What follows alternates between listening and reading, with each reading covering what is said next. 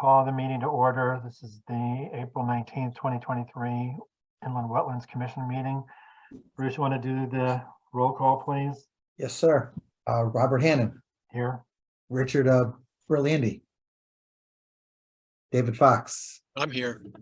Robert Eisner, Here. Neil Kelsey, Here. Mark Simpson, Ned Stachin, and Emily Brick, and Bobby, Here. Sorry, Bob. Yeah, and Bobby, we'll have you sit tonight because I know that Mark's not going to be here. So you can take his spot and vote on everything. Okay. Okay, thank you. First item on the agenda is 228 Waterville Road. All right. I'm not sure, did everyone get the information that I resent out this afternoon? I received some late information. So if you haven't, one of them was for the 228 Waterville Road project. They did provide an updated wetlands report that they performed today. So we have the engineer online, and he can bring everyone up to date.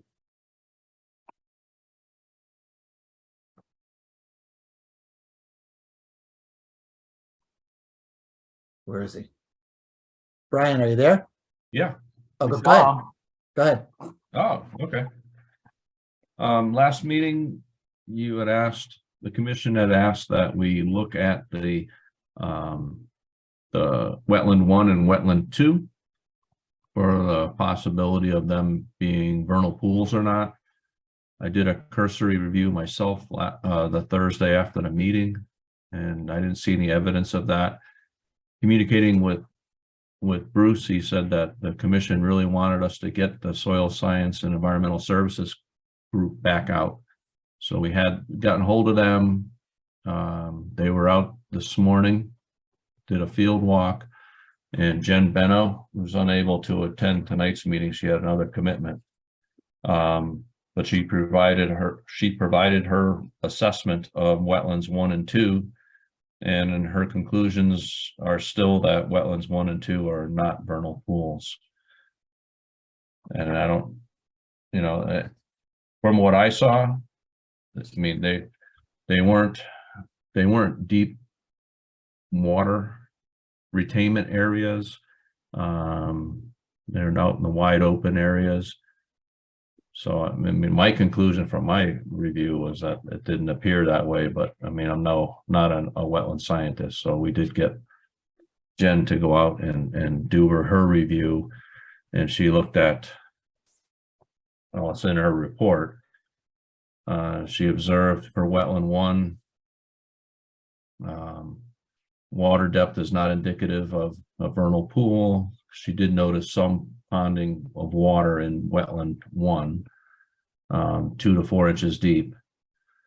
That water depth is not indicative of a vernal pool, so it's very shallow, would dry up before any amphibians could complete metamorphosis. These are her words, not mine. I don't speak this language. And become adult, able to live outside the water. No amphibians, egg masses, tadpoles, or larvae or other vernal pool indicators were observed within the shallow water.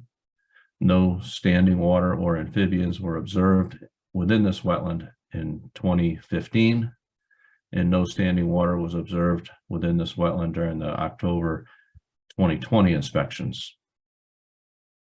Based on the shallow water depth, lack of amphibians, egg masses, tadpoles, larvae, and other vernal pool indicators, our prior springtime inspection, it's our professional opinion that wetland 1 is not a vernal pool. And she included a photograph of that wetland area in her report. Wetland 2, which is a much smaller in size wetland, is dominated by Palestrine forested wetland community. This wetland is sloping down to the west. Therefore, no water is retained or ponds within this wetland. No standing water or amphibians were observed within this wetland area during the April 2023 inspection. no standing water was observed within this wetland during the April 2015 or the October 2020 inspections. Based on the slope of the wetland, which prevents standing water, is our professional opinion that wetland 2 is not a vernal pool. And she included a photo of that in her report. So based on her concluding sentence is based on conclusions observed during our April 18th, 2023 inspection, as well as prior inspections of the site. It is our professional opinion that wetlands 1 and 2 are not vernal pools. Respectfully submitted, Soil Science and Environmental Services, Jennifer L. Benna, biologist, wetland scientist.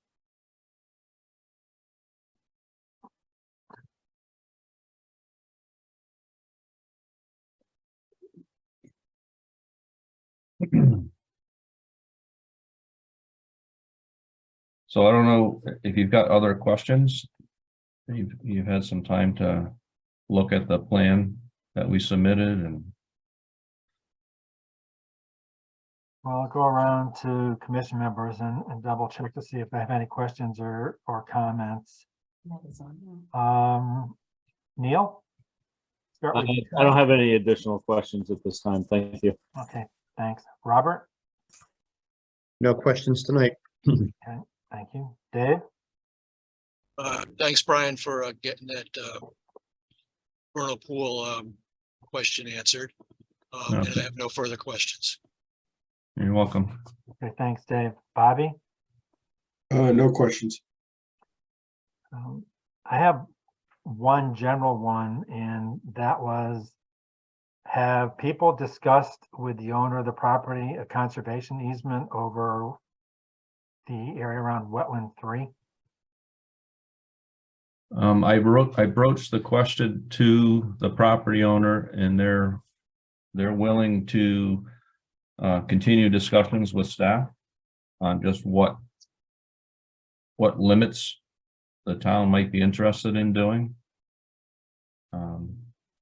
Basically, you know, they're on board with doing something. They just don't want to hem themselves or put themselves in a corner where they couldn't do anything in the future, which would be hard to do anyways, especially around wetland 3. Well, that's kind of where we're looking, is trying not to have them do anything in the wetlands. So I think that's kind of where we're coming from. You answered the questions people had about wetland 1 and 2. Yeah. But again, the expanse of wetland 3, and a lot of times it's just a matter of keeping yard debris out of the wetland area and things of that nature, because people tend to use them sometimes as dumping grounds, and that's not really what the intent is. So I mean, I would be one that I think would still be looking at some type of a conservation easement, especially over that portion of the area. And it's not so much to stop them from doing anything, but it is a matter of trying to preserve the wetland area and be in coexistence with the development of the site. Yeah. Perhaps a 20 or 25 foot buffer from the wetland limit lines. Would that provide?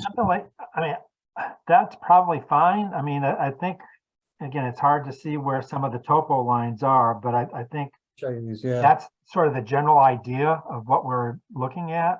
I mean, I don't think it has to be that expansive. Okay. And there are some posts. Pretty cool. Yeah, it's pretty clear. Here's that swale that runs along the was it east to west. So heading down towards Route 10, you can see how pretty clear the edges.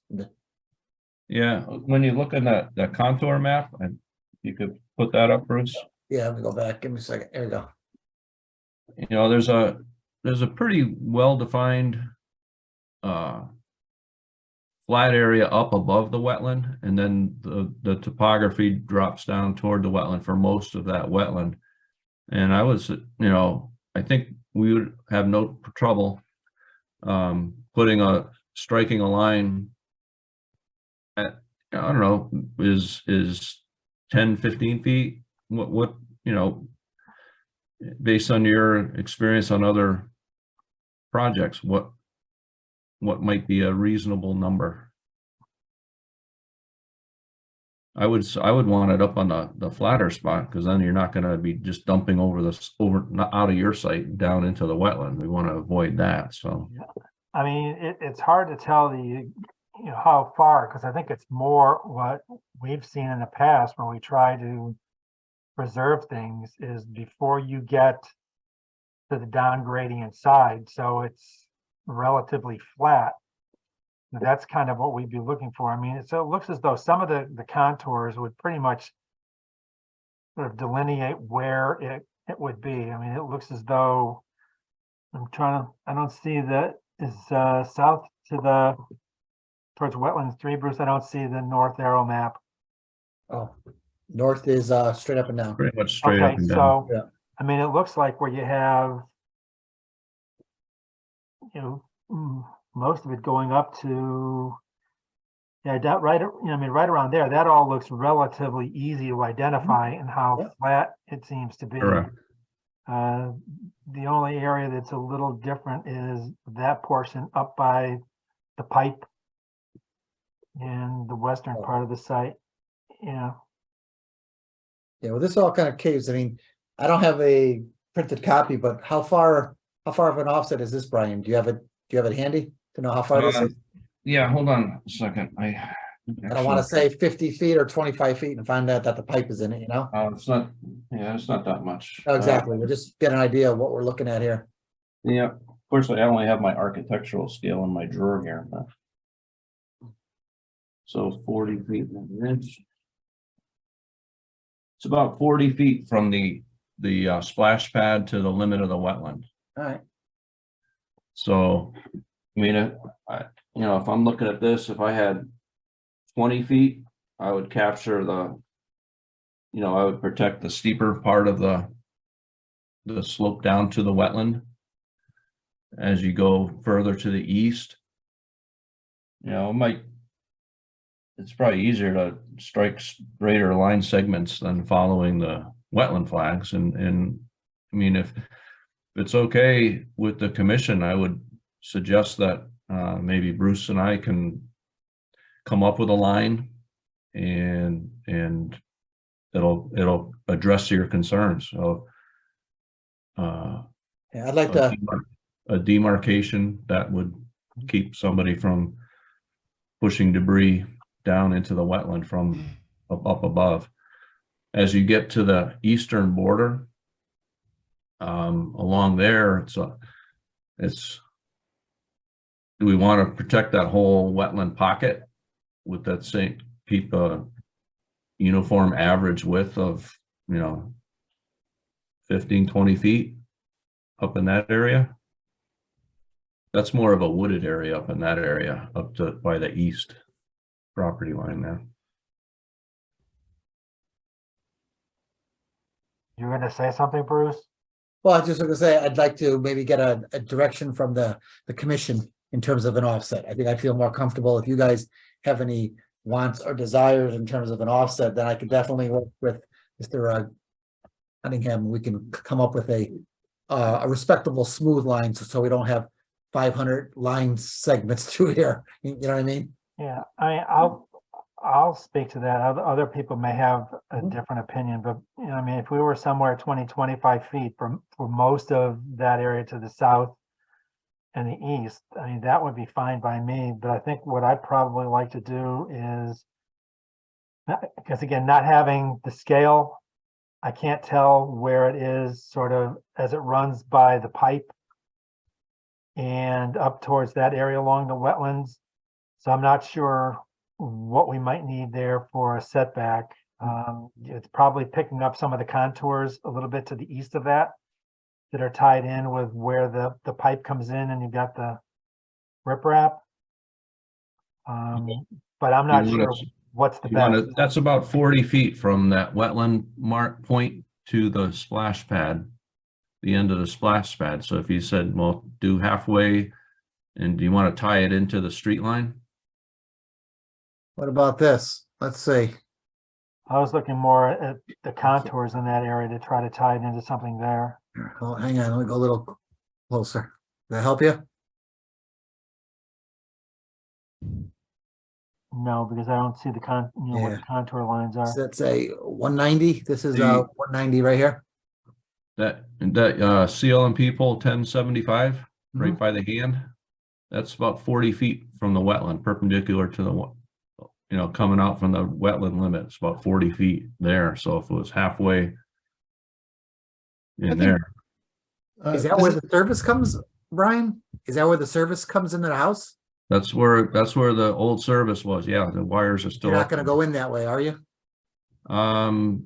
We haven't concluded that yet. Well, the only reason I ask is that if we put a conservation easement, then we're kind of tying our hands. Yeah, I was looking more if there's a pole right by the corner of the driveway. It's SNET 1161, I think, Yeah. or 116. Just come up the side of the driveway. Exactly. All right. Okay. So we have options. We don't have to, we could avoid that. Yeah, I mean, because there, I think you can sort of use that contour to pretty much run it down and then. Yeah, I mean, so that, I would probably be looking for a little bit more than 25 feet up by the road and the drainage.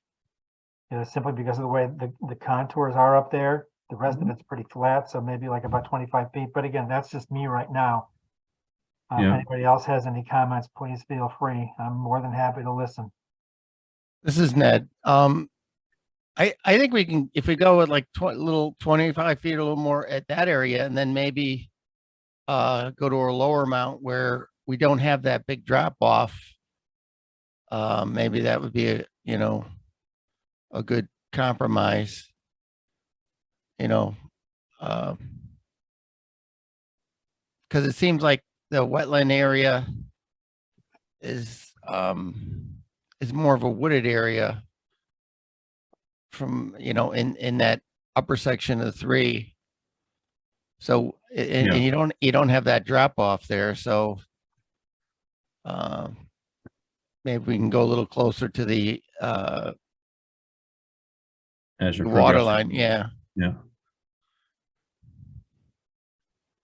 But I agree. I think we all agree that, protecting that drop off, because that's where people have a tendency to, oh, it's going to be out of sight there. So I'll just trap it over the edge. That never happens. Oh, yeah. The only concern is it is not a very, even though it is a wooded area, it's not a very thick that once you get in there, so it'll probably be, we'll have to do a lot of posts through there to clearly demarcate it. Well, that's why I would suggest we try to make some as straight lines as we can, Exactly. just to minimize that. Yeah, and that's fine. That's good. Anybody else have any comments? Robert, Dave, Neil, Bobby? I'm good. Yeah, the approach sounds good. Dave? Yeah, 25 feet closer to the road and get smaller as it's going. That sounds pretty good. Yeah, I'm fine with it. So Bruce, does that give you kind of what you need to try to work up the details on it? Yes, it does, sir. It's enough for us to work out a reasonable, easy line to draw. Yeah, I mean, I don't think anybody wants to make this overly complicated. Yeah, you just want to protect the wetland. Correct. Right. Yeah. Okay. So it doesn't sound like anybody else has any other questions. And looking at the agenda, it looks like we need to determine significance. Is that correct, Bruce? Yes, it is. Okay, based on what I'm hearing,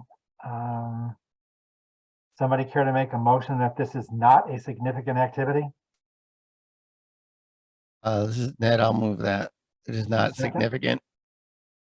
I think it's just, it's basically the same use prior, it's just and it's moving the house and the construction a little further away from the wetland. So I think it's an improvement in the use. Is there a second? Dave will second.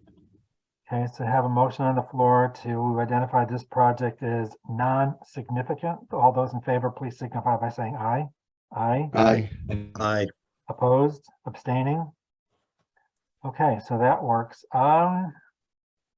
what's everybody's pleasure on this? I think we pretty much have the information we need. I know there's a number of things that were discussed. Bruce has got some items on the agenda. You know, one's the conservation easement. Talking about removing the large debris and trees blocking the flow in wetland 1 along the east side of Waterville Road. Bruce, were the locations of the roof leaders identified? No, they were, we had talked about just looking into potentially Okay, doing some infiltration out there. But yes, he'll have to show the roof leaders as well. okay. So again, just looking at what some of the conditions might Mhm. be. I'm gonna let DOT deal with their issues with runoff. But again, that's gonna need to be worked out by the town. Clean out the inlet of the cross culvert on the east side of Waterville Road. Implement an integrated pest management plan. I don't think anything else was really discussed tonight. We got the information on wetlands 1 and 2. And most of the conversation was about the conversation easement. So I think that's probably what we're looking at on that. So seeing as how I didn't hear anybody that was really in opposition to this particular project, would somebody like to make a motion to approve the project with those items as conditions to the approval? I'll make the motion. Is there a second? I'll second it, Ned. Okay. So we have a motion to approve this project with the conditions that we just talked about. So all those in favor, please signify by saying aye. Aye. Aye. Aye. Opposed? Abstaining? Good luck with the project. Thank you very much, gentlemen. Bruce will be in touch. Yeah, we'll do, Brian. Thank you very much, sir. We'll hammer out that line. All right. Next item on the agenda, 11 Quavic Lane. And we have a, We have who was that? Who's that? It's you. Yeah, but, Maddie, is there any way to fix your mic? I think it's you. It's reverbing. Oh, hello. There you go. Is it working? That's It better. is. Oh, that's Okay. better. All right, so this is, we have Nadia Wright from the pool opening on the phone here, and she's gonna be doing the presentation. Yep. Hi. So we are proposing a 24 by 40 in-ground pool with 800 square feet of surrounding patio, the safety fencing, and we are also looking to remove 3 trees on the property. Our erosion control will be silt fencing and straw wattles. As you can see, I have it drawn there.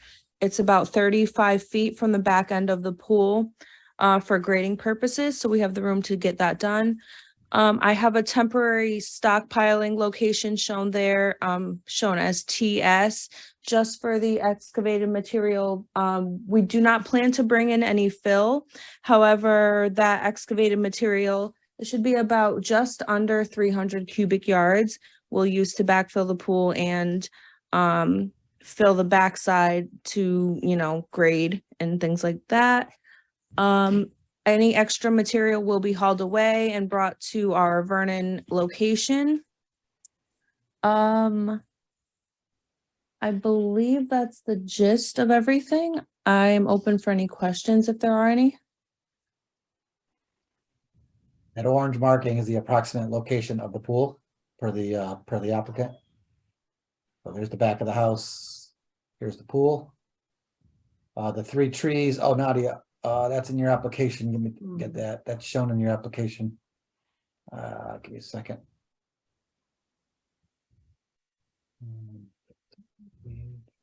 Here we go. Yep. The 3 trees are right over here that she's looking to cut. The homeowner, I think, has already cut 2 trees right here. Yes. And based on my pictures, you can see, I think they were pretty bad as it was.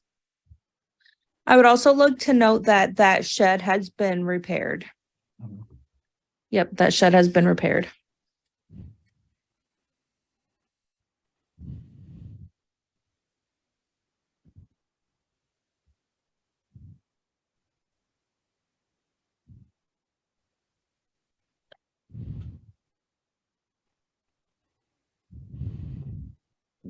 So, I think that's it. Yep. That's it.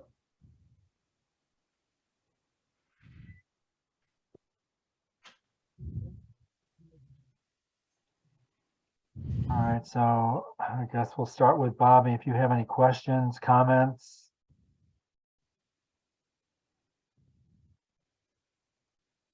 Nadia, the material that you're gonna use to backfill the pool, are you gonna grade that to existing grade? Are you gonna be putting in a retaining wall, or what are you gonna do with that?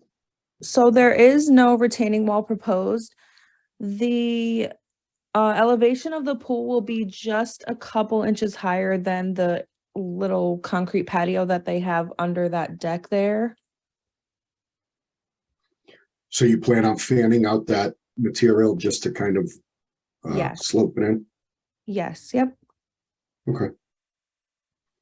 Yep, there is no retaining wall proposed here. Okay, and the trees you're taking down, those are being removed. They're not gonna stay on property like the other ones we see in pictures? I believe we would haul them away. Okay.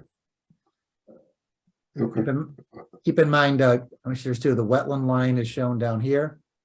right. And the FEMA 100-year flood plain elevation skirts just, it's hard to see, but it's in the yellow, skirts just by the pool. Down Right out on the there. edge. All right, Yep, I have the pool edge shown 7 feet away from that floodplain line. and the patios, how wide, you said? 5 feet? The patio on that side should be 4 feet on the back end. Okay. On the back end, meaning going down the slope? Yep, on the wetland side of the pool. Right, and you're gonna have to build that up, I'm assuming? Yes. All right. Do we know how much you're building it up? About a foot and a half? I'm not quite sure.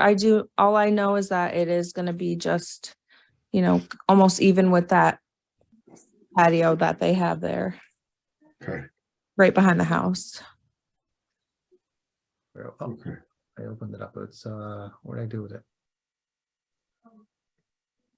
Thought I opened it up. Where is it? Yeah, it's at the end. Basement found the basement finished floor is like what was, if we round it up, is that 178. The floodway is at 172. So go back to our pictures. You got 6 feet. Exactly, but go back to the pictures, you'll see. So that pool is going to be coming out this way, Yep. So that was the concern that I had, is that you're carrying that grade out here, there will be. And that's where I'm getting at. That's what I'm Exactly. trying to figure out. You're Exactly. using all that material that you're taking out to fill that back in, but how, if you're not putting in a retaining wall, how far are you going out with it? Because that's a good 1.5 feet, 2 feet that you're gonna be building up. And you still have to compact it. If you're using pavers or concrete or whatever, you're still going down a foot. So that's what I'm trying to figure out, is where is all that material going? Okay. And the FEMA regulations do, or flood regulations do indicate no fill in a floodway. Without compensation elsewhere. And I don't have a problem with the pool, and I understand with in-ground pools, you need some type of, patio or something around it. And you're going minimum, you're going 4 feet, which I understand. But I think you're better off putting almost a retaining wall in to secure that sloped side than try and swale out all that excess material, because you're going to be pushing back, 300 cubic yards, you're pushing out 25, 30 feet. Yep. He did say 35 feet on the wetland side for It's grading. almost like I know what I'm doing. Yep, he did say that. Yep. So, other than that, I mean, I'll leave it to the other commissioners. I think I pretty much, brought up my concerns. As far as the pool goes, have fun with it. Okay, thanks, Bobby. Dave? that yellow line, is that the 100-year flood zone or is that the floodway? No, Floodway has been mentioned the- several times. No, it's the floodplain. Floodplain, okay. Yeah, it's a floodplain. That's a lot easier to swat, because if that was the floodway, you guys were in trouble. So there is going to be some grading into the flood zone. Well, Yes. that's I what would we're talking, yeah, that's what we're stating, that that it's not allowed per the, per our regulations. So, without compensation elsewhere. Mhm. Yeah, so maybe the retaining wall could avoid that situation.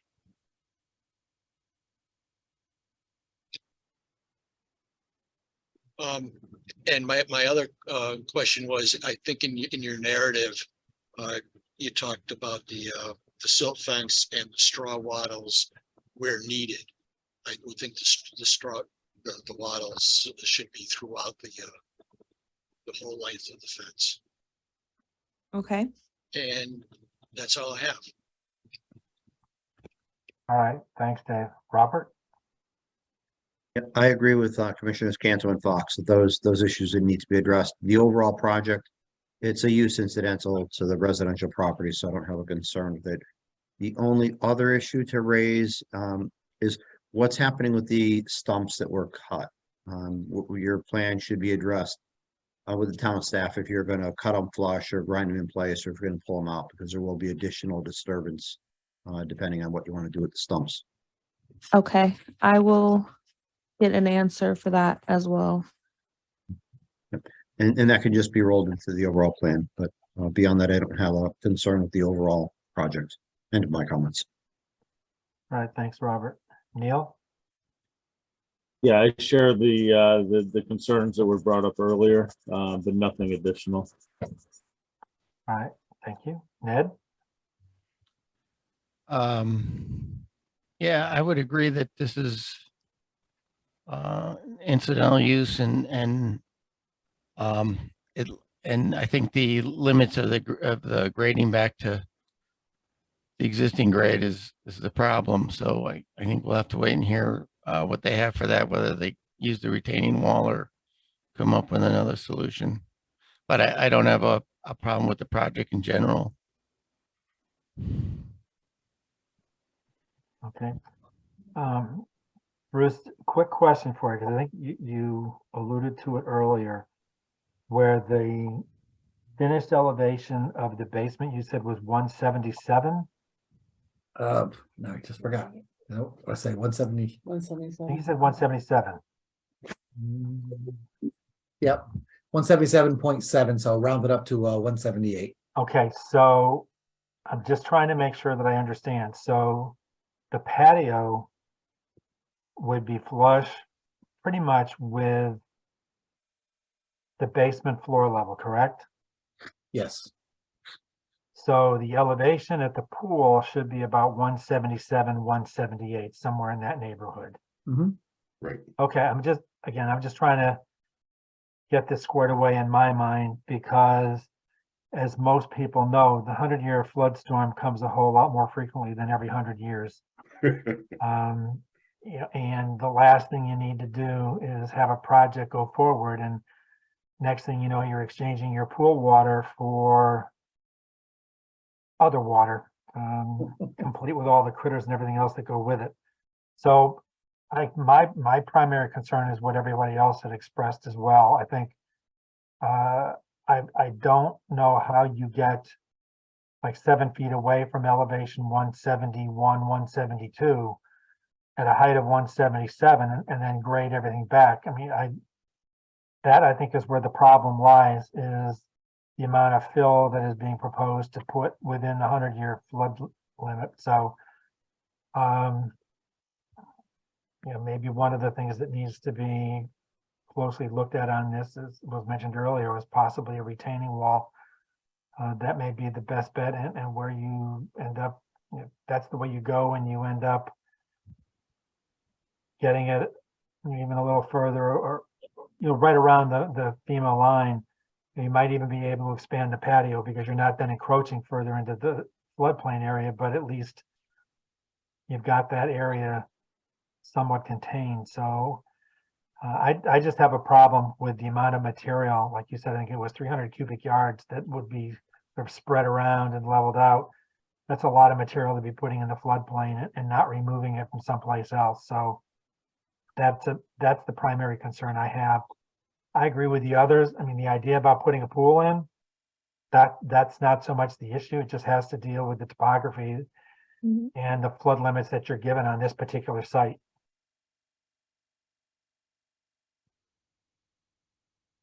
So I don't think I have anything else to say, but I think all of us are pretty much looking at that as the primary issue. It's not so much the pool itself, but you know, if you've got the pool elevation and the decks that are going to be about 177, 178, and it's only 7 feet away from the FEMA line, which is roughly 171, 172. That's just cutting things kind of close. So I think that's going to be something you're going to need to take a closer look at. Okay. I don't have anything else. But Bruce, we do need to take an action on the application itself, right? As far as accepting it. Accept it. Yep, exactly. We have to accept it.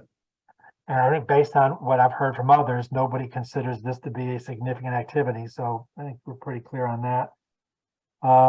So would somebody care to make a motion to accept the application? I'll make the motion. Is there a second? Second, Eisner. Okay, so we have a motion to accept the application. All those in favor, please signify by saying aye. Aye. Opposed, abstaining. And then just to follow up on that, would somebody care to make a motion that this is not a significant activity? So it's on the record. Dave will move that. Is there a second? Second, Okay, so I have a motion on the floor to indicate this is not a significant activity. All those in favor, please signify by saying aye. Aye. Aye. Opposed, abstaining. Okay, so I don't think a site walk is necessary, but I think one of the other things you may need to do is also, you know, provide some numbers somewhere. But just so it's a little clearer, like the elevation of the patio and that, I'm not sure I see it, you know, so just for clarity. What are you looking for? Okay. Flood elevation? Now, what's the 174? Is that a spot elevation right now? No, that's the one. No, this is this is the That's the contour. Okay, Yeah, that's the contour for 174. at the bottom of the pool. Yeah. Okay, But as the existing, she Yep, just drew this yep. over the as-built. no, that's fine. All right. Fine. Okay, yeah, because I mean, even if it is in the form of a notation in the documentation you provide, there's just some clarity in terms of what you anticipate the final elevation to be of like the pool and the deck associated with it. So it Okay. gives us a little better perspective. I know we're kind of speculating right now. But that would be something I think to help just clarify for everybody. Okay.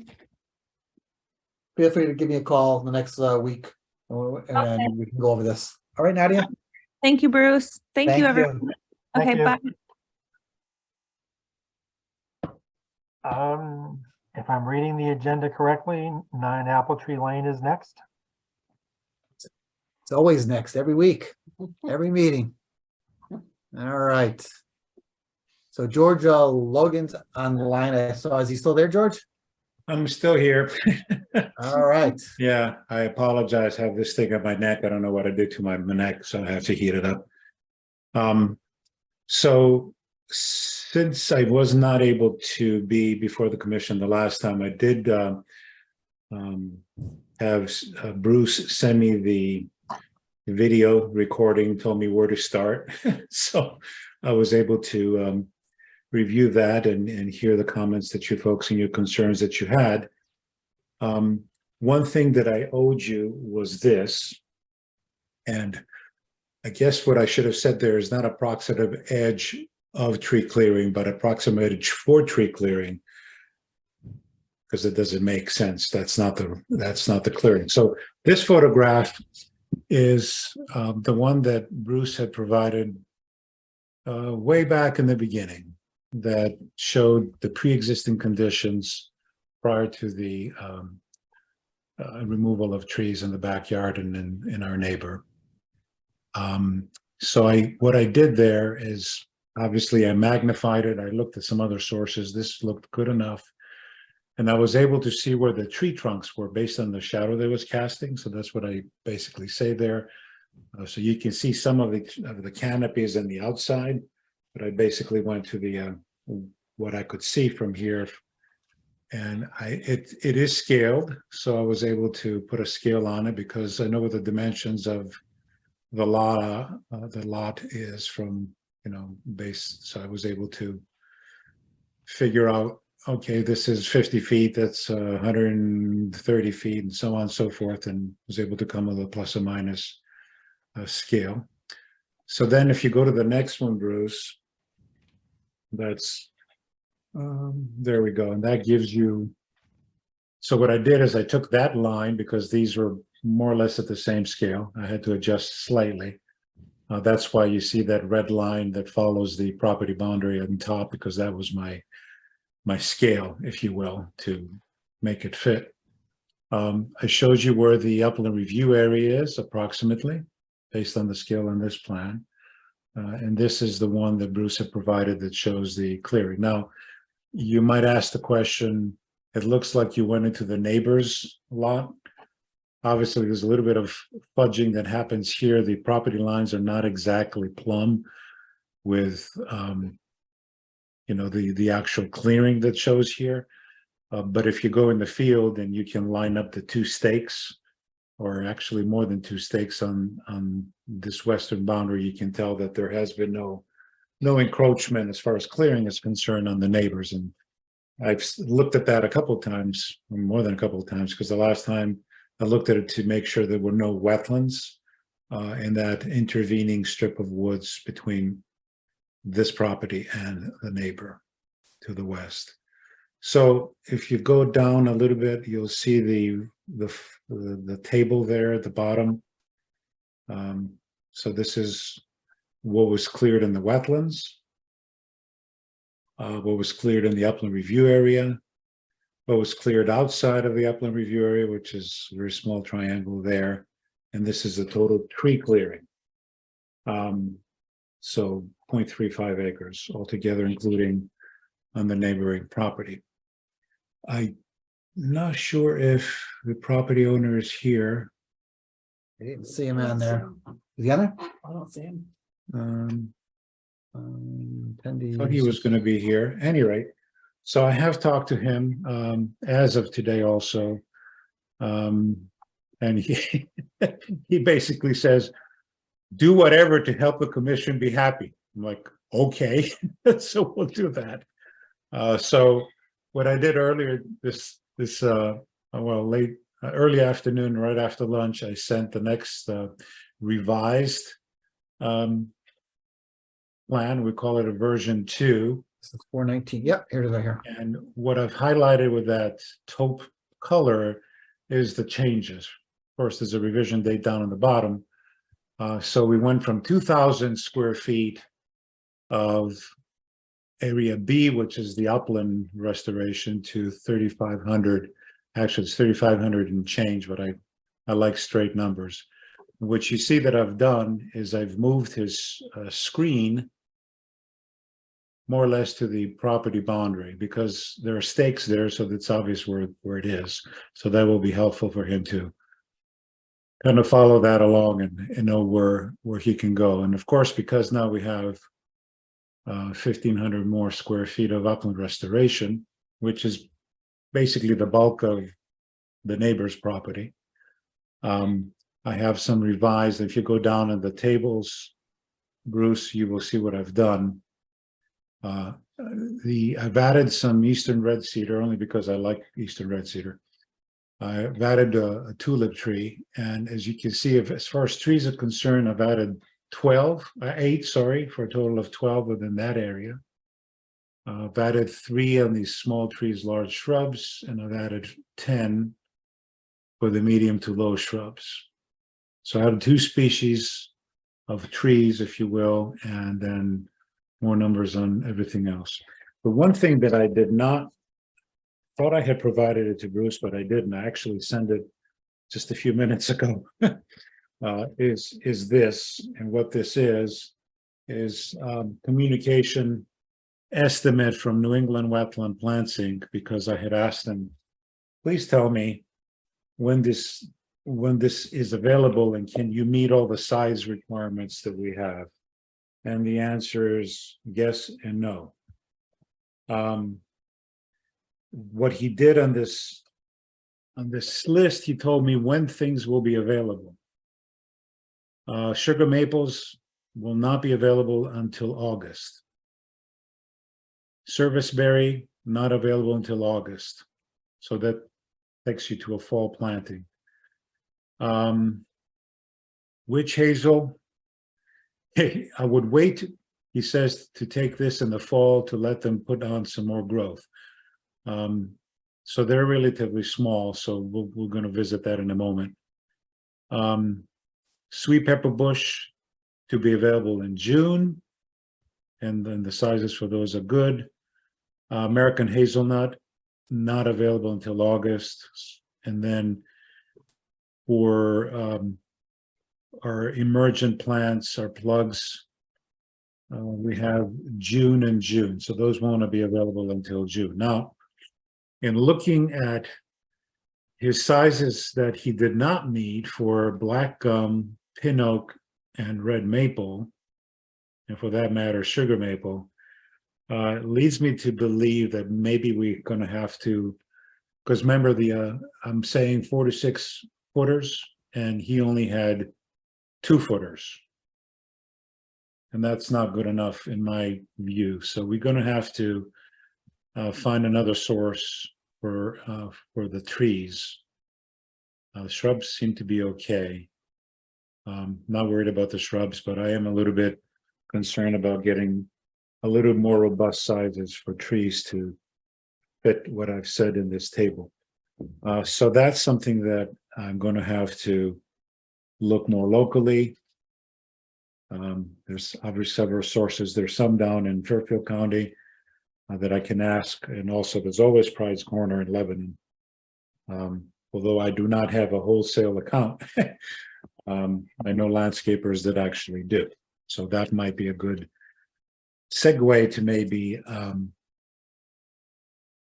have Mr. Byron also potentially hire a landscaper to do some of this work, realizing that he can certainly do some of it himself with some supervision, especially early on. So it looks at this point like we are going to be able to do a bunch of things by June, hopefully first week. And the only reason I'm saying that is because I'll be out of country for 12 days, or maybe more, 11 to 29th. So we got to do it prior to that. And then we can source the trees from somewhere else. And then if we're going to do that, we might as well do everything as far as most of the woodies in the fall, which is always a better time to do those at any rate. Now, he did tell me 2 things today. One is that, and I don't know if Bruce has talked to the neighbor, but there is negotiations going on, and there's a lawyer involved, and there's more survey and staking and so on that's going on in order to do the swap that they were talking about. So that's one thing. And the other thing, he said that he's wherever we let him is to do irrigation, because he can basically tap into that and point the sprinklers towards the restoration in the wetland areas to make sure that we have water for that. So I guess he's putting a system, or he's planning to put a system in. Other than that, nothing else has happened. I have not been to the site since the last time. I was hoping to do that today, but unfortunately I lost time with a court case. I thought that might have been the property owner, but it's not. So that's kind of where we're at this point. Again, I think we heard what the commission said the last time of maybe doing a more of a full restoration of at least the property that was currently not still owned by Mr. Byron Rodriguez, and increase the plants. Everything else remains the same. And I sent that plan along this afternoon when we received it. And I updated the agenda review as well, so I'm not sure if everybody did get that. No, I didn't. Oh, you might have sent it. Oh, sorry, I mean, I sent it to the commissioners, I apologize. Okay. But I did break down what he just went over here. So maybe this will help you a little bit, see it all in one spot. There we go. So based on his plan or the clearing, about 1,400 square feet of trees were cleared in the wetlands. 11,000 plus trees were cleared in the upland review area. And 2,500 were cleared outside of the upland review area for a total of 15,000 square feet of trees. All right. Now the comparison to plan is he's proposing 7,300 square feet of restoration area. So that comes out he breaks out to the upland area, the wetland area, and then the swale. So it's 73 to the 15. Actually, I think I counted the outside the upland review area, so it probably shouldn't be, we shouldn't probably be counting those. So it's probably 13,000. So it's 7,000 of restoration area and 13,000 area of cleared. If I'm correct, that's what the commission was trying to get a handle of. Bruce, if I could just ask, the 2570 of swale stabilization, should that be included? I don't know where that was relative to the clearing area, so should it be, is the right comparable to include that relative to the, I think you said 13,000? Or should? Yeah, the total is, I mean, if I understand you, the total is 7,300 square feet. It compromises the 3,500 feet of upland area and 3,840 square feet of the wetlands, which is both the wetland area and the swale. That's how that's how that number was added up. So it's the 35 and the 38 to come up with that. Okay, and all that area was part of the 13,000 that was cleared? Yes. Okay. But most of that obviously was within the upland review area. Right. So go back to the plan. Maybe that, get these out of here. You know what? Let's get these out. These are gone. We don't need these anymore.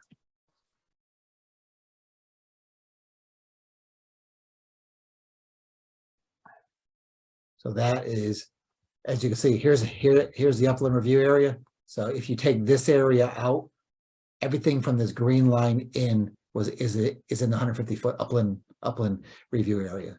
So this is the whole area that was actually cleared and disturbed. Yeah, all of it was disturbed that you see that it's open and the actual tree clearing is within the red line. Yes, trees, and this is just open area, lawn area, and this Yep. I think was marsh or something, right? No, there were some ornamentals about where the big pile, you can see There was something the in wood chips that remain in the middle of the yard. So there was some ornamental trees there. Those were removed. So that much is a lawn area. And then this is what you call it area, a wooded area. What you're Overgrown. just pointing to is a shrub area. That's where, according to Mr. Jackson and some of the pictures, there was a big bunch of invasive species, including multiflora rose.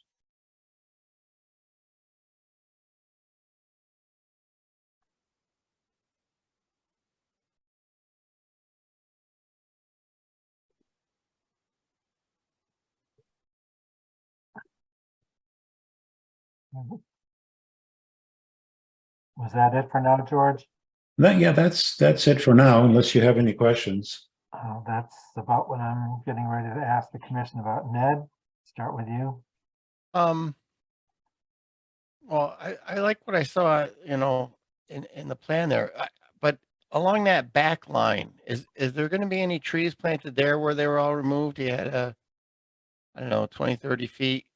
Which back line? Yeah, well, I mean, the back property line. So everything is, Here? down in, yeah, right, in that area. Yeah, the only thing that he's proposing to plant there is that the arborvitaes. Right here. So to provide a screen to his neighbor. Okay.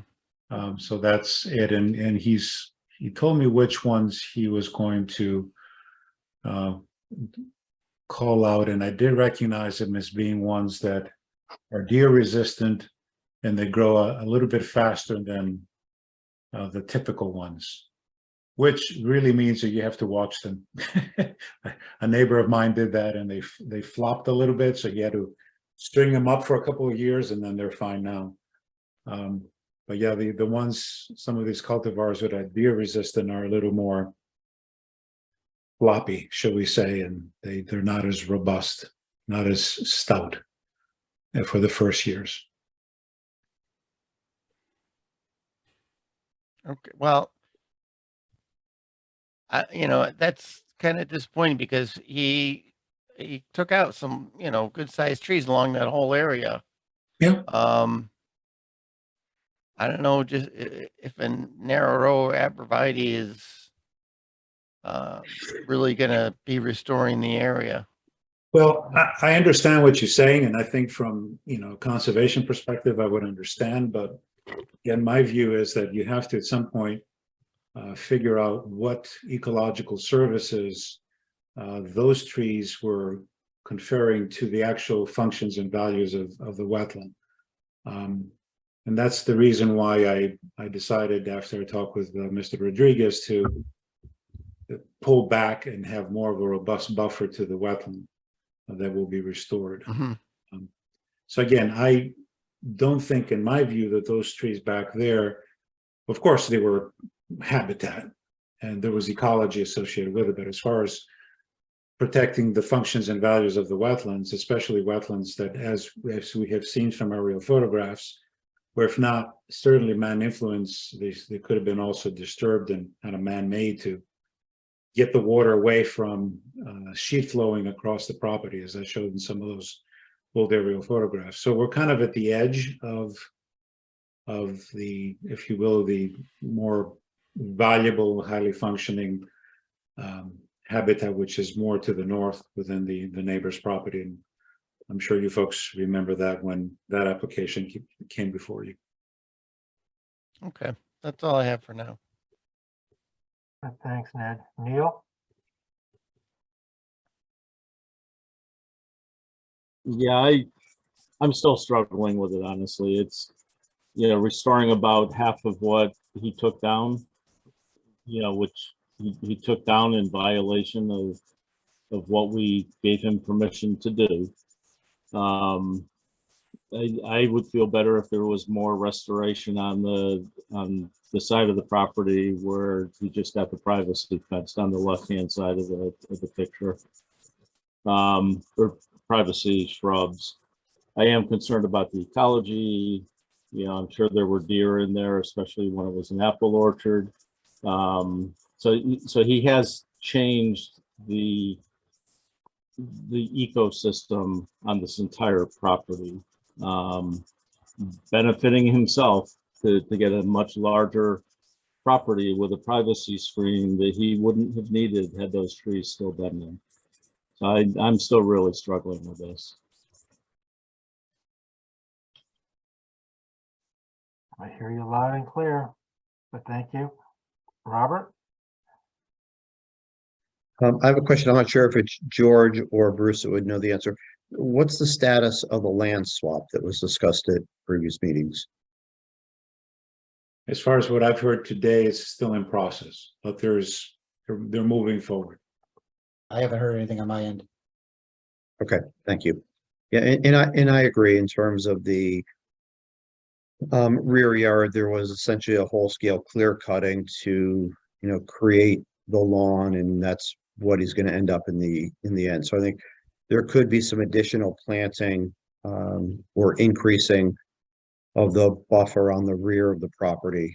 But I also balance that with if he'd come in with an application up front to remove all those trees, if it's all buffer area, we probably would have approved that. But I agree, the restoration is pretty minimal still. End of my comments. All right, thanks, Robert. Dave? Yeah, I guess, I'm with Neil and Robert that, it's better than what we saw last time. There's more upland restoration being done. And it is focused on the area closest to the wetlands, so that's pretty good. But given, all of the clearing that was done, this is a somewhat minimal restoration. I guess that's my thoughts. All right, thanks, Dave. Bobby? Yeah, I'm right on board. Unlike Neil, it's not that I'm struggling with it. I'm not happy with it at all. I know we had talked about the last meeting, possibly having them present a design of how they were gonna lay out the trees and what it was gonna look like. Did we get that? No, this is all we have. Okay, So, so I- I'd like to I didn't- see, I'll be honest with you, I may have missed that. I did not ask George about that. I was focusing on the areas. I didn't realize you guys, I may have missed that, but I didn't know you wanted a detailed Well- plan how to lay out the trees. so here's my thing. I'd like to see where the trees are going, how they're being planted. I don't want this to turn into, like, we're all kind of leaning towards a landscape garden where he now has a beautiful backyard with a manicured, garden of trees. I'm hearing flowering tulips and stuff like that. I'm not, that wasn't the purpose of having him restore it back to a wetlands. As far as the trees, I'd like to see a little bit more mature. I'd like to see 6 to 8 footers instead of the 4 to 6s, at least a few of them. And I think it is very sparse growing. So I'd like to see a plant layout and where they're gonna go and what type of trees are going where, so that we can kind of get a better handle on it.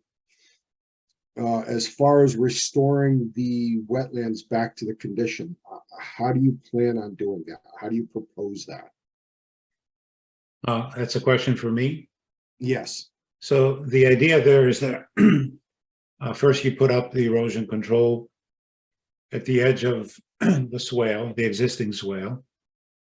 There's not much topsoil there anyhow, so you're not going to be losing too much. So then basically what you do is you grade back to the separation to where the pre-existing wetland boundary is. You're basically going to be removing about, say, 18 to 20 inches of soil.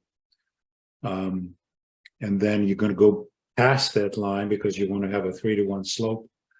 It's going to be an upland, but you don't want to have a precipitous little 1 foot drop. So it's going to have to basically be graded back. Then you have to incorporate 6 to 8 inches of good quality topsoil with some organics in it. And then you're planting. You leave the erosion controls, which is the wattle, basically the silt sock that we like to use in these situations. It's staked so that you don't lose. Now, going back to what you had suggested might be a better thing. I certainly don't have a problem. I mean, I can suggest for a few of those to be 6 to 8 footers. It looks like we're going to have to go into another source anyhow, because I'm not happy with the 3 to 4 footers that were available or would be available.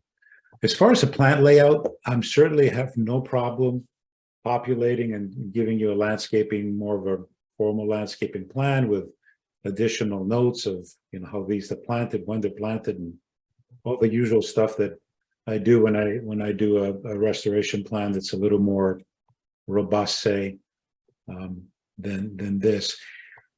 Typically what happens if I'm involved, and I think I put it over there, basically the position of all the plants are ones that I specify in the field while there. I basically say, okay, that goes there, this goes here, etc. Very often that happens for more restoration plans, the more formal landscape, but I've seen both. So if the commission would prefer to see where 3X and it goes, no problem. I can certainly do that. Another suggestion that I might have to kind of maybe promote this to the finish line. How is this?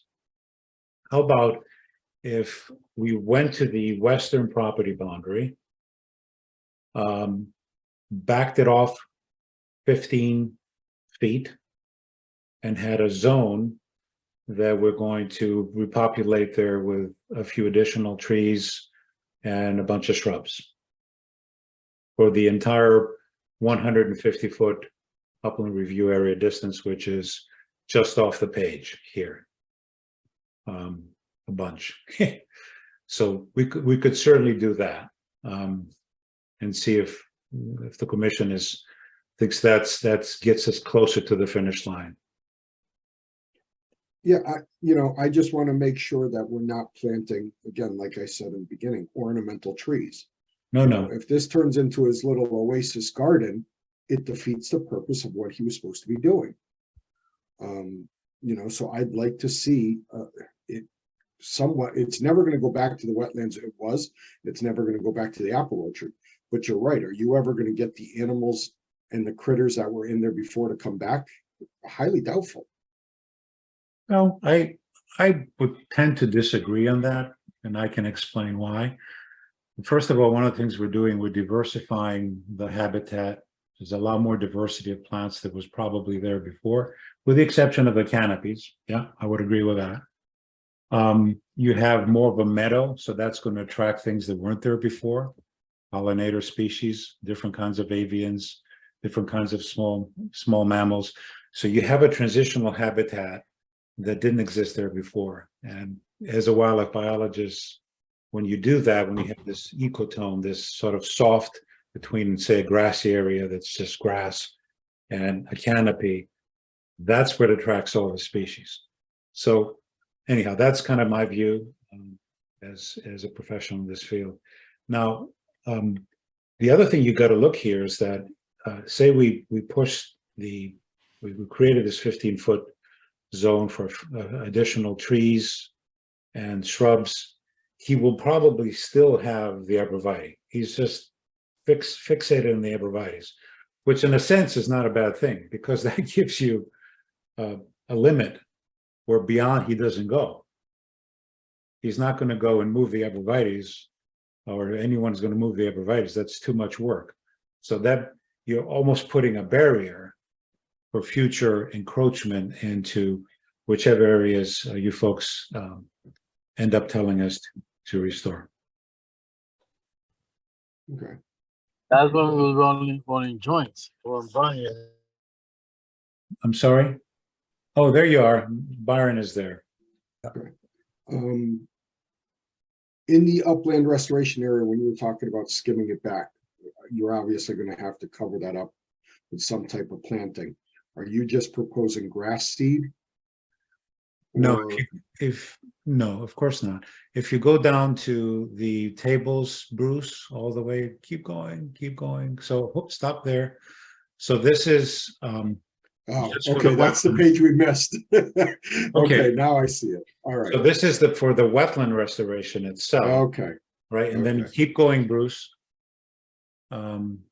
And this is the seed mixes. These are specialized seed mixes. So you see Okay. wetland restoration area, we have a wildlife conservation seed mix.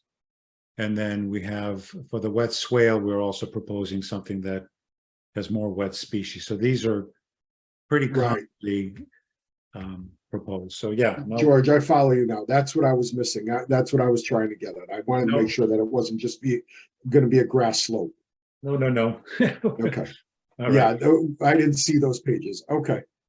All right. That being said, I think I've said enough. Everybody knows where I stand. I'll leave it to the next commissioner and I'll let in my comments for now. All right, thanks, Bobby. Yeah, following up on what Bobby said, the reason I think I would like to see is sort of a location of where everything is to be planted is because you're saying some stuff is available in June. Some of the woody stuff may not be available till August, September, something like that. So the concern that I would then have is if you go and plant a bunch of stuff in June, do you end up then sort of trampling that stuff to be able to go in and put in the woody materials in August or September? So I mean, that's part of the question I have, where I think it would be important to see where some of the material is proposed. Yep. You had mentioned the possibility of an irrigation system, and my question is, where would the irrigation system go? Because based on what I see in my neighborhood with people with irrigation systems, if the arborvitae are up, you can water the arborvitae, but you're not going to get it through to water anything else. So how is everything going to be watered and maintained to make sure that everything grows that's being planted?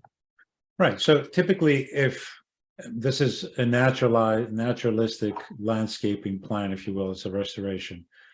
So you typically don't rely on watering except initially when you plant. Obviously, that's important. And then you can do that with just dragging a hose out. You only water during drought periods. And that's usually what you see in notes. Now, on the trampling thing, you're absolutely correct.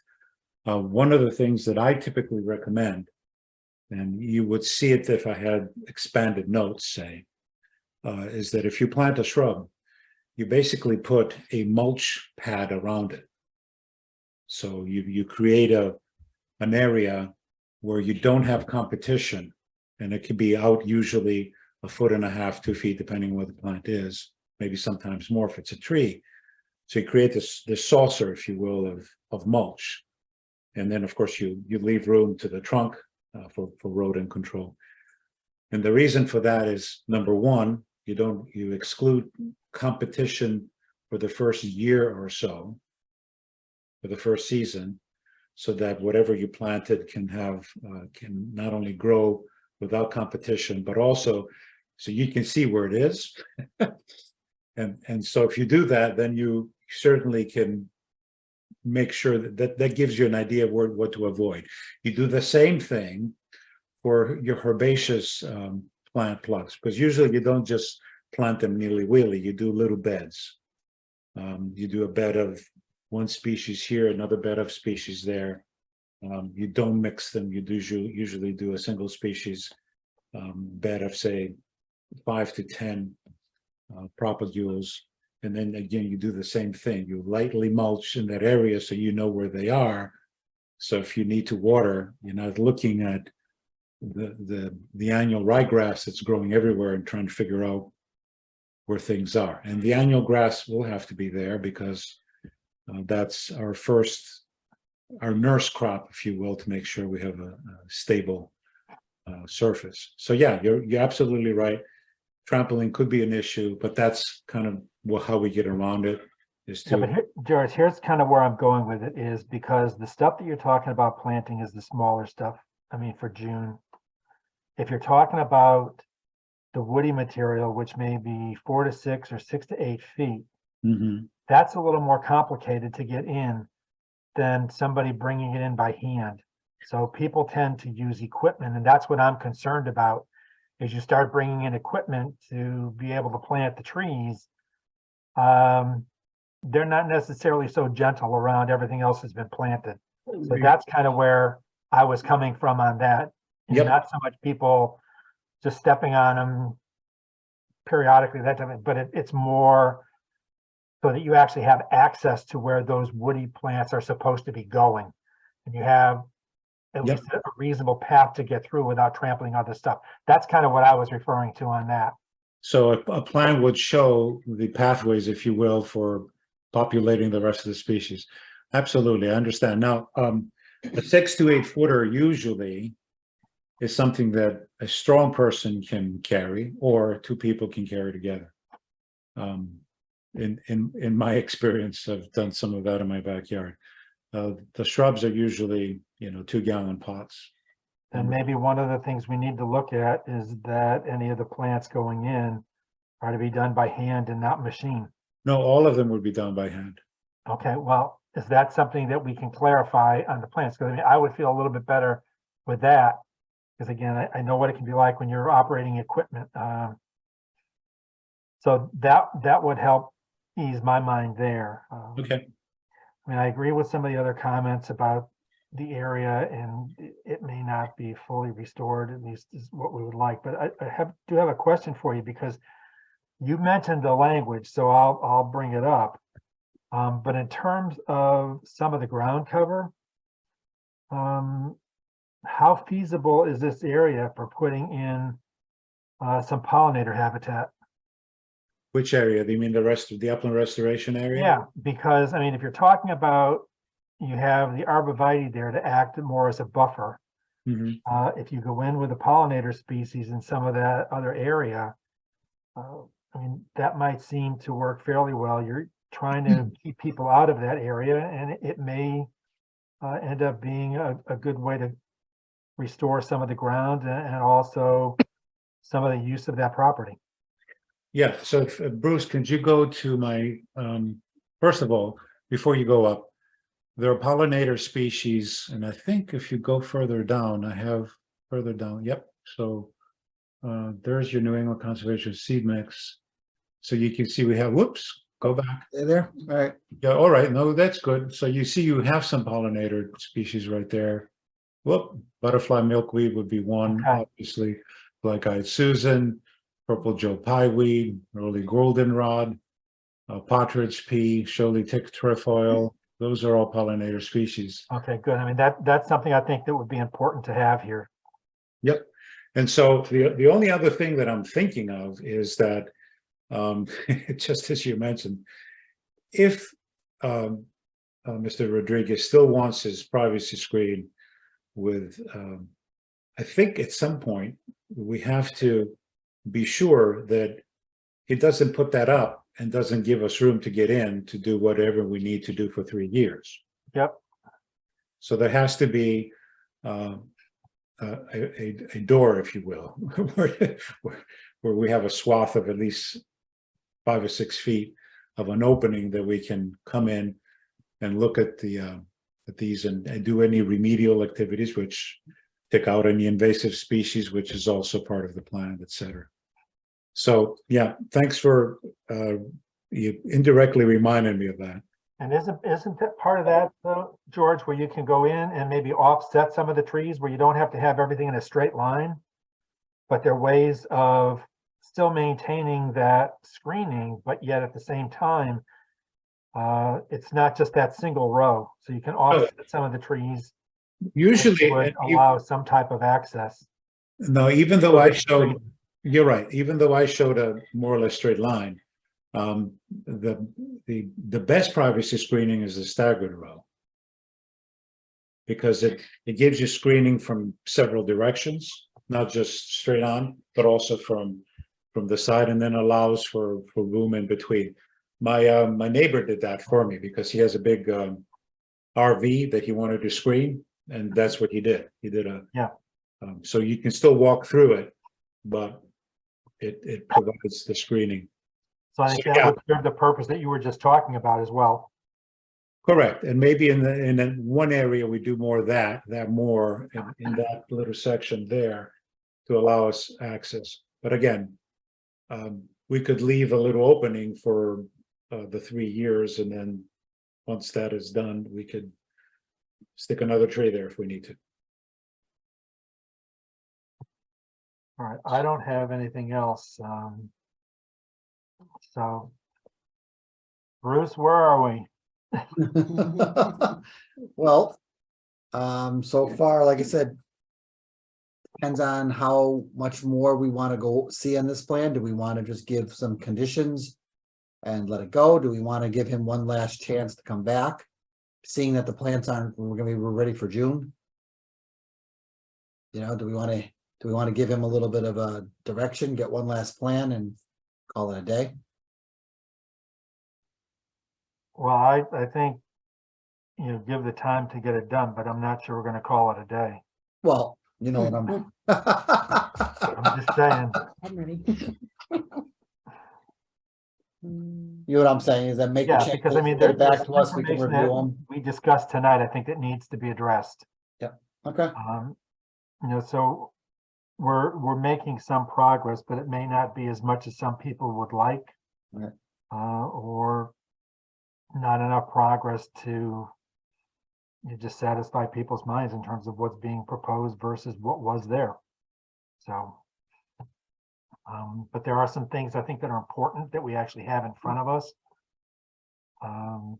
There are a number of subject matters discussed tonight that may be something that can also be utilized here and follow through with that, and we'll see how that goes. But because again, right now, the way I'm looking at it, based on the information provided tonight, is that you're talking about probably June is the earliest any plants may go in, and then you've got another round in August, September, where more of the woody material may go in.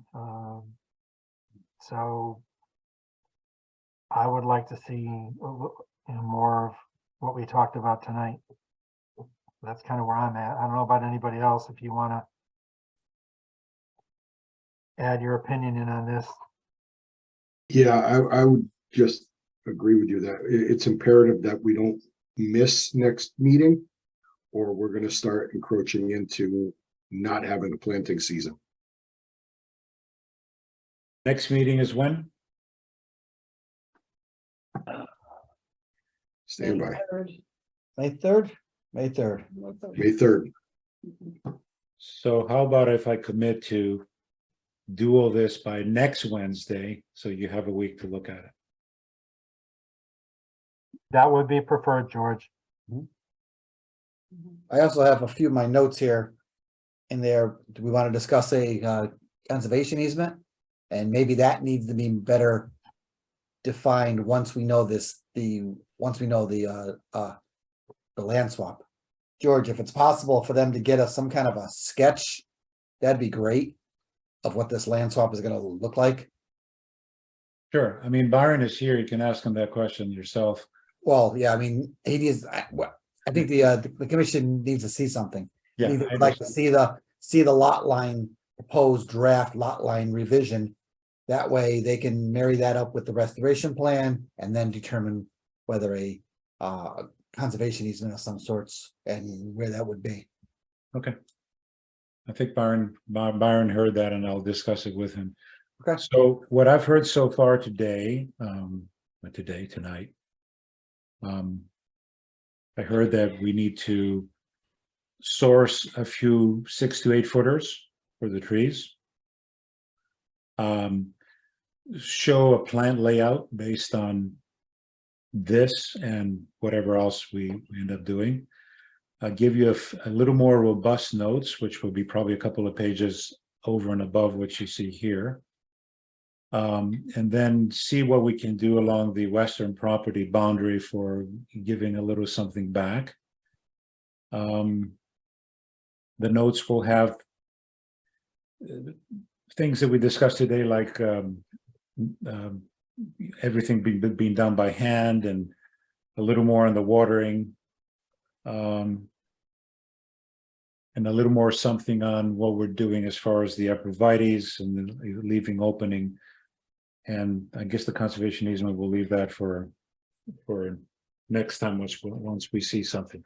Have I missed something? George, let me just throw this up because I don't think we've really discussed it. But what type of warranty are you looking at for the plantings? And how is that going to be handled? Well, if a landscaper did this, there would be a warranty, obviously, for. As far as a restoration plan, usually what we do is we set a limit of 80 to 85% live by the end of the 3-year monitoring period. So if we go below that, and we can set different limits for the trees, say, maybe for the trees it's 90%. All allows us to lose maybe 1 or less, less than 1. So that's usually what we do. We set a standard of 80 to 85% live growth at the end of the 3-year monitoring period. Okay, I would include something like that in your notes as well, so we have a clearer understanding of that. In terms of Okay. what's being proposed. And yeah, the notes will be a little more robust than what you see here for sure. Probably an order of magnitude. If I could ask one more thing to consider as you're coming up with the next iteration. I do think moving some on the western border would help. I'd also ask you to look at that at the point in the northwest corner. If you go back to where the original tree line was and it was clear cut, if you can soften that point and maybe give something between area B, I guess, and the screen. Yeah, I see what you're saying. So if you go back where the label for area B is, that general area. Yeah. Yep, got it. So really, yeah, soften that corner and it may be putting different materials in, trees, whatever, but maybe similar to what you're putting down the west-hand side. Okay.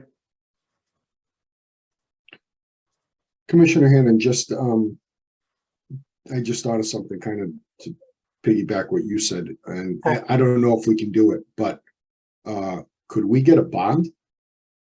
Could we ask for a bond for, you know, to cover the cost of, say, the 20% trees for 3 years? Is that something that, you know, is out of the ordinary, or could we do that? Or you see what I'm saying? I know where you're going with, you know, how are we going to keep these things alive and stuff? Maybe if there's a bond and they don't get replaced, at least we have the money to replace them. I'm going to pass your question off to Bruce.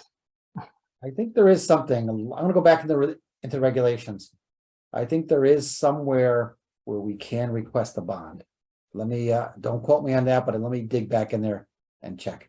All right, Okay. Yeah, I haven't had to deal with it and I don't know how long, so I'm not about to stick my neck out on it. Well, and I'd rather stick Bruce's neck out on it. with wetlands, I fully agree with you. I'm not quite sure how that's going to work. I'm just saying, you know, it's. the buddy I system, mean, yeah, so Bruce, can you double check that for us too? will do. Okay, thank you. So, But point taken. So, George, you have some marching orders. You know what we're looking for at this point in time, and then we'll see what happens at the next meeting. We'll go from there. Yep. And hopefully, Bruce, by maybe Thursday next week, you can get out the information from George. yep, as soon as I get that, I'll forward that out. Okay. Anything else, George? Nothing I can think of right now, Okay. except to wish you happy spring. All right. I thank you for your time and effort on this. You're welcome. My pleasure. Okay, See so- you next time. All right, George, thank you. Take care, everyone. Bye. Bye. So I think this leads us to, oh no, do we have that Metacomet thing tonight, Bruce? Conservation, Or is that coming up under planner's report? Conservation Commission. Okay. So that gets us to planner's report then. I don't have anything under planner's report. Okay, next up is, can I get a motion to approve the minutes of April 5th, 2023 wetland meeting? So moved, Ned. Is there a second? Dave seconds. All right, so you have a motion on the floor to approve the wetland minutes of April 5th, 2023. All those in favor, please signify by saying aye. Aye. Opposed, abstaining? Okay, so we're good there. Conservation Commission, well, let's see, we'll close this at 8:30, start the Conservation Commission meeting at 8:30, so first item on the agenda is other business land acquisition committee report.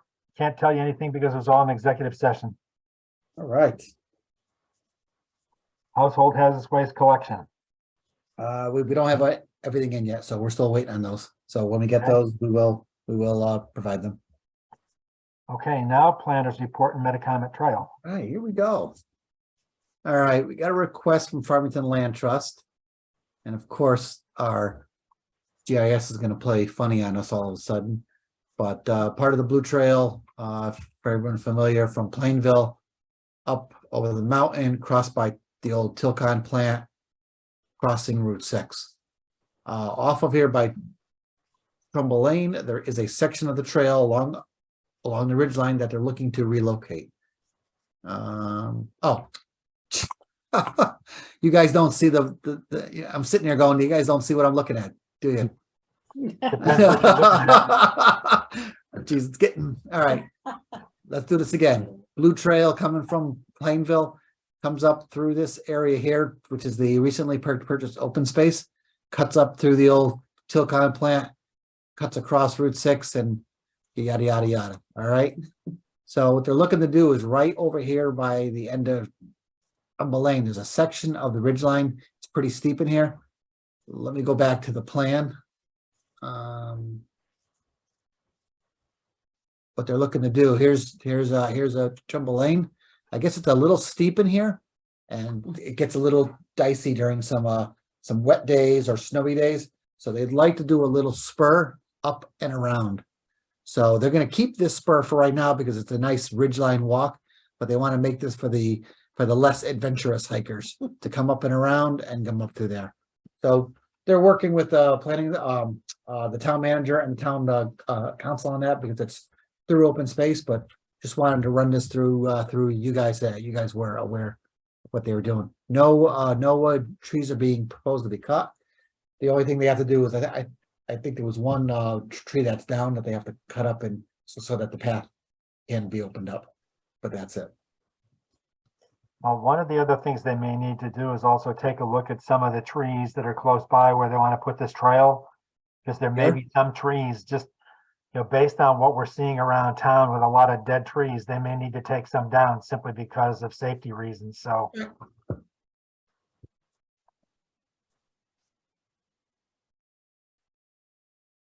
Trees. I mean, this isn't the first application we've had before the Conservation Commission where they've been trying to work out either some exchanges and they relocate part of the trail to get it away from some traffic or so. I don't particularly have any issues with what they're proposing. I mean, I'd like to see a little more detail once they kind of work things out, but other than that, I mean, conceptually, I don't have a problem with it. How about anybody else? I mean, Bobby, you have anything? No, I'm good. I mean, let's face it, they're gonna walk that way, whether we like it or not, so you might as well make it safe for them. Dave, Yeah, I have no problems. Robert, No problems. Looks good. Neil, Yeah, I'm fine. and Ned? Yeah, I'm fine with it. All right, so I think you know where we stand, but I mean, again, I think, we probably want to see a little more detail on it as they get closer. Now, they're working with Kathy on it? Yeah, just to go in front of the council because it's on open space property. So Okay. Okay. All right, do you need anything else from us right now? I mean, it probably wouldn't hurt to just say or give us a recommendation of approval for the council, so in case they ask. So Yeah, I mean, well, based on what I'm hearing from people, it doesn't seem like anybody has a problem. So if somebody would like to make a motion to recommend a favorable decision on the relocation or the addition of the less severe pathway. So I think moved. that sounds excellent. So we have a first and a second. So with that being the case, all those in favor, please signify by saying aye. Aye. And you'll pass this on to the town, Yes, I will. to Kathy and the council, right? Yes. Okay.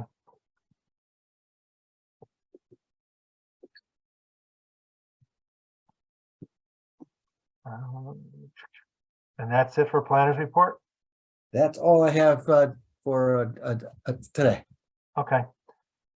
So the only thing that's left on the agenda is approval of the minutes. So can I get a motion to approve the April 5th, 2023 Conservation Commission minutes? Is So moved, Ned. there a second? Second, So we have a motion on the floor to approve the April 5th, 2023 Conservation Commission minutes. All those in favor, please signify by saying aye. Aye. Aye. Opposed? Abstaining? Okay. So we've got about 8:36. Call it an evening.